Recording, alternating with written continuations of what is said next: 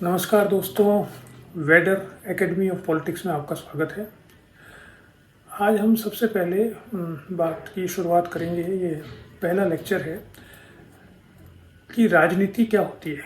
क्योंकि हम राजनीति का अध्ययन करने वाले हैं तो हमें थोड़ा इसके बारे में भी बात करनी चाहिए कि राजनीति को परिभाषित कैसे किया जाता है। ऐसा लगता है कि सबको राजनीति के बारे में मालूम है। एक बार ऐसा हुआ कि हम कहीं बैठे थे दोस्तों के साथ, तो वहाँ पर कोई बात हुई तो किसी ने कहा कि अरे वहाँ तो उसके साथ तो बहुत राजनीति हो गई। तो मैंने कहा कि राजनीति होती क्या है, तो वो हंसने लगे कि यार प्रोफेसर साहब, आप मजाक करते हो हमसे ही। आपने 40 साल राजनीति पढ़ाई है और हमसे पूछते हो राजनीति क्या होती है। सबको ही पता है राजनीति क्या होती है। जब मैंने उनको कुरेदा और मैंने कहा नहीं, आप मैंने पढ़ाई है वो तो अलग बात है, लेकिन आपने अभी जो शब्द काम में लिया है कि राजनीति हो गई है, इसका क्या अर्थ है, ये तो बताएं मुझे कम से कम। तो वो घबरा गए इस अर्थ में कि वो उसकी कोई परिभाषा नहीं दे पाए। और जो परिभाषा उन्होंने दी, जो समझ उनकी थी, उस समझ को देखकर मुझे लगा कि हमें पुनः जो राजनीति के विद्यार्थी हैं उन्हें राजनीति को स्पष्ट करना आवश्यक है। राजनीति के साथ समस्या यह है कि हर व्यक्ति इसको अपनी तरह से परिभाषित कर लेता है और परिभाषित भी नहीं करता, वो इसका उपयोग करता है शब्द का और मानता है कि सबको मालूम है इसके बारे में। इसलिए मैंने ज़रूरी समझा कि हम लोग राजनीति के बारे में थोड़ा समझें एकेडमिक दृष्टि से। राजनीति शब्द का उपयोग प्रजातंत्र के फैलाव के साथ और ज़्यादा बढ़ गया है तथा साथ साथ इंटरनेट का भी प्रभाव है कि हर व्यक्ति ये समझता है कि वो राजनीति का ज्ञाता है और उस शब्द का बड़े लूजली प्रयोग करता है।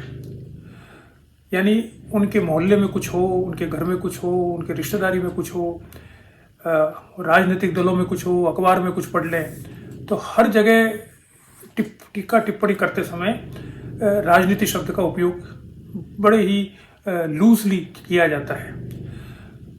फिर मैंने देखा कि कक्षाओं में भी जब हम पढ़ाते हैं तो वहाँ पर भी जब विद्यार्थी से पूछा जाए तो वो भी उन्हीं परिभाषाओं को बोलता है, उसी समझ को प्रदर्शित करता है जो कि एक साधारण व्यक्ति की, एक पान वाले की है या रिक्शे वाले की है, या जिसने राजनीति विज्ञान का अध्ययन नहीं किया है, वो जिस तरह से राजनीति का शब्द का प्रयोग करता है, वैसे ही वो स्टूडेंट भी राजनीति शब्द का प्रयोग कर रहे थे।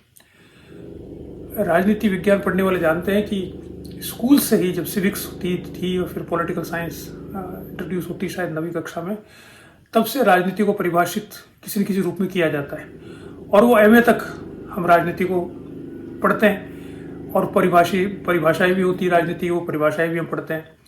लेकिन अगर आप किसी को, एमए के विद्यार्थी को, या मैंने देखा है कि पीएससी के इंटरव्यूज़ में, यूपीएससी के इंटरव्यूज़ में, या कहीं पे शिक्षकों के इंटरव्यूज़ में आप पूछें किसी से जो पॉलिटिकल साइंस का शिक्षक बनने आया है कि अच्छा आप पॉलिटिकल साइंस पढ़ाएंगे तो पहले बताइए पॉलिटिक्स क्या होती है, राजनीति क्या होती है। तो 99% मुझे ऐसा अनुभव हुआ है कि वो किसी की परिभाषा बता देते हैं। ईस्टर्न ने ऐसा कहा है राजनीति ये होती है, या दूसरे गार्नर ने ऐसा कहा है, या एफ्टर ने ऐसा कहा है, जो भी है, जो विशेषज्ञ थे राजनीति के, उनकी परिभाषाओं को वैसे वैसे बता दिया जाता है। लेकिन मैं मानता हूं कि ऐसा उधारी परिभाषाओं को बताने से हम उस विषय को सही प्रकार से नहीं समझ पा रहे हैं। इसलिए पहला सेशन जो हम कर रहे हैं वो मेरा इसी से संबंधित होगा, जिसमें मेरा दृष्टिकोण क्या है राजनीति के बारे में उसको मैं बताऊंगा। ज़रूरी नहीं है कि वही सत्य हो, वही अंतिम हो, क्योंकि राजनीति में या समाज विज्ञान में जिसे हम कहें कि कोई भी चीज़ अंतिम सत्य नहीं होती। विज्ञान तो है नहीं कि जिसकी परिभाषा पर सभी लोग सहमत हो। लेकिन जो मेरा अनुभव है और जो उसके आधार पर मैं चाहूँगा कि राजनीति को कैसे समझा जाए। फिर आप परिभाषा आप अपनी बना सकते हैं, उसमें कोई खास बात नहीं है। लेकिन राजनीति को समझने से पहले जो राजनीति के बारे में भ्रांतियाँ हैं उन्हें समझना ज़रूरी है, या राजनीति शब्द का प्रयोग जिन अर्थों में किया जाता है साधारणतया उनको समझना बहुत ज़रूरी है। तो पहले हम शुरू करते हैं कि राजनीति क्या नहीं है। What is not politics? Because politics is used very loosely by everyone, especially after the advent of democracy and entrance of internet. Google में देख लो, और प्रजातंत्र में के आने से ये हुआ कि राजनीति का फैलाव बहुत हो गया, यानी चुनाव होने लगे। और चुनाव भारत जैसे देश में तो बहुत छोटे स्तर से, गांव के चुनाव से लेकर के लोकसभा के चुनाव तक लगभग 2 वर्ष तक तो चुनाव ही चलते रहते हैं, और फिर उपचुनाव होते रहते हैं, और फिर वापस से चुनाव आ जाते हैं। तो 24 घंटे जिसे कह सकते हैं राजनीति किसी न किसी प्रकार से हमारे समक्ष आती है। इसलिए राजनीति शब्द का प्रयोग बहुत बढ़ गया है इस प्रजातंत्र के बढ़ने से, और इंटरनेट के आने से भी, क्योंकि इंटरनेट के अंदर हम देखते हैं कि सबके वीडियो चैनल्स हैं, सबके वेबसाइट्स हैं, सारी खबरें हमको मालूम पड़ती रहती है जिसमें राजनीति शब्द का प्रयोग होता रहता है। तो फिर हम जब बात करते हैं तो हम राजनीति की बात करते रहते हैं। लेकिन एक एकेडमिक डिसिप्लिन के रूप में जब राजनीति को परिभाषित किया जाए तो हमें पहले ये मालूम होना चाहिए कि राजनीति शब्द का जो दुरुपयोग है वो कैसे हो रहा है। तो first I would like to talk about what is not politics actually, and which is considered politics by several persons who are not acquainted with the discipline of political science. जैसे पहली बात कि राजनीति षड्यंत्र नहीं है, पॉलिटिक्स इज नॉट कॉन्स्पिरेसी। सामान्यतः सामान्य जन जब बात करता है कि उसके साथ राजनीति हो गई, मेरे साथ राजनीति हो गई, जैसे राजनीतिक दलों में टिकट बढ़ते हैं तो टिकट में मेरे साथ अधिकतर जहाँ जो टिकटार्थी होते हैं वो उनसे पूछो तो जिनको टिकट नहीं मिलता वो कहता है साहब टिकट तो फाइनल था लेकिन लास्ट मिनट में मेरे साथ राजनीति हो गई। यानी वो ये कहना चाहता है कि मेरे साथ कोई षड्यंत्र हो गया, लेकिन वो शब्द काम में लेता है कि राजनीति हो गई। या और बहुत सी चीज़ें हम जानते हैं कि प्रमोशन है कहीं पर, तो प्रमोशन में कहते हैं मेरा तो क्लेम था और मेरा प्रमोशन साहब बिल्कुल तय था, होना था, लेकिन लास्ट मिनट पे साहब राजनीति हो गई। जो कहना चाहते हैं लास्ट मिनट पे मेरे साथ षड्यंत्र हो गया। तो हम राजनीति का जो उपयोग साधारणतः लोग करते हैं वो षड्यंत्र के रूप में करते हैं। मेरा कहना है कि राजनीति षड्यंत्र नहीं है। षड्यंत्र राजनीति का एक छोटा हिस्सा हो सकता है, बहुत होता है, अनिवार्य हिस्सा भी होता है बहुत कुछ जगह पर, लेकिन वो परिभाषित उससे नहीं होती। जैसे हम कह सकते हैं कि शरीर है, हम कहते हैं मनुष्य को परिभाषित करते हैं उसका शरीर है। अब मनुष्य को परिभाषित उसकी एक अंगुली से तो कर नहीं सकते कि एक अंगुली है वो ही मनुष्य होता है।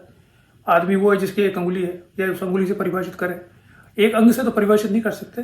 तो ये राजनीति का एक छोटा अंग हो सकता है, जरूरी नहीं कि हो हर जगह पर, लेकिन बहुधा ये होता है कि षड्यंत्र राजनीति का हिस्सा होती है। लेकिन राजनीति का हिस्सा होने पर ये राजनीति के समकक्ष नहीं होती। अगर ऐसा होता तो हम महात्मा गांधी को सबसे बड़ा राजनीतिज्ञ कैसे कहते, अब्राहम लिंकन को बहुत बड़ा राजनीतिज्ञ कैसे कहते। हम क्यों मानते कि बहुत बड़े राजनीतिज्ञ थे, पॉलिटिशियन थे, लेकिन वो कोई किसी षड्यंत्र में शामिल नहीं थे, षड्यंत्र में शामिल नहीं होते थे, लेकिन वो बहुत बड़े राजनीतिज्ञ थे। तो षड्यंत्र राजनीति का एक बहुत ही छोटा स्वरूप है, छोटा अंग है, स्वरूप भी नहीं है। या जिसे हम कह सकते हैं कई बार राजनीति को बुरी राजनीति, अच्छी राजनीति भी परिभाषित करते हैं। तो ये बुरी राजनीति की विशेषता है षड्यंत्र करना, लेकिन षड्यंत्र करना ही राजनीति है ऐसा कहना गलत है, जो कि सामान्यतः 90% लोग जिसको कहते हैं। जब राजनीति शब्द का लूजली प्रयोग होता है तो आप देखेंगे कि पान पे वाले के पास खड़े हो जाए, क्रिकेट में बात कर हो तो वहाँ भी कहते हैं राजनीति हो गई, अरे साहब उसको बैटिंग में नहीं उतारा, उसको ओपनिंग नहीं कराई, उसको बाद में कराई, उसको कैप्टन से उसकी लड़ाई होगी इसलिए उसको टीम में नहीं लिया, तो क्या कहते हैं राजनीति होगी उसके साथ। हम कहना चाहते हैं उसके साथ षड्यंत्र हुआ, किसी न किसी प्रकार का कोई षड्यंत्र हो रहा था जिससे उनको बाहर कर दिया गया, लेकिन वो राजनीति नहीं होती है।